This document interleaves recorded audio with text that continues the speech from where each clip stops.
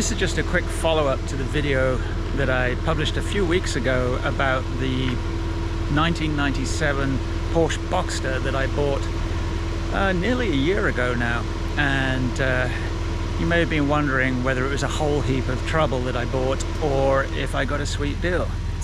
Well, I'm happy to say I've been working on it for the past couple of weeks on and off, fixing the IMS bearing, which didn't need fixing apparently, but there was the beginning of an oil leak from the rear main seal, so that's fixed. The flywheel was dead, so I fixed that. The clutch was down to the rivet, so I fixed that. And I hope that I fixed the god almighty din it makes in first gear. Guess what? I didn't. I was hoping it was the flywheel or one of a number of other things, but it's not. So still two things that it could be. It could be a drive shaft, because I noticed one of those is leaking a lot, or it could be the gearbox. Anyway, the car is here and it's running very sweetly, and I've taken it out for a test drive and the clutch is great, very much improved on how it was before. I've fixed the problem with the hood using a piece of elastic from a bunch of asparagus. Yes, I really did that. It's just a temporary fix for the moment, but I'll explain.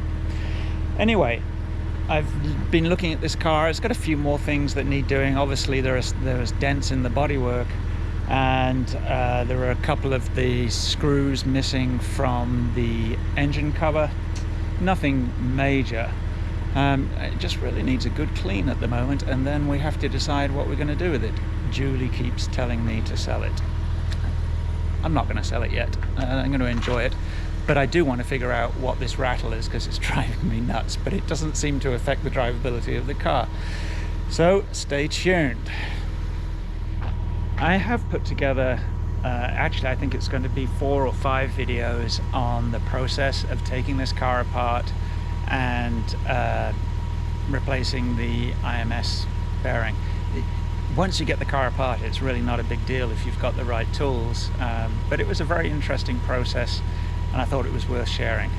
But anyway, this car sounds absolutely fantastic. Really pleased with it. This engine sounds very smooth, which means probably it's going to blow up tomorrow. Anyway, stay tuned for progress on the Porsche. Cheers. One common problem on these 986s, which I'd noticed when I inspected the car before I bought it, is with the convertible top. This happens. This piece comes outside of the frame and it's supposed to be inside of the frame, and there's a piece of elastic on the inside that pulls the top inside, and that has a tendency just to wear out. But in this case, both sides had just been disconnected, so I've just reconnected the passenger side, and that's what it should look like. It's absolutely perfect. Unfortunately, on the driver's side, the pin is missing to hold the piece of elastic into place, so I'm going to have to finagle something until I can get the proper pin. And there we go, fixed. This side is a little temporary, as I'll now show you. First of all, I had to find a solution for this pin that was missing, so I managed to find a screw that I could screw into that. I cut it down, screwed it into there, so that gave me a post to work off. And then I found that this is the elastic that you would normally be attached, and its elastic has left. So until I can get more elastic to attach to this, I used an elastic band from asparagus and just tied it at both ends. It works for the moment. It's not pretty. I'm actually wondering, other ones I've seen, there's a lining to the roof. This one does not have a lining.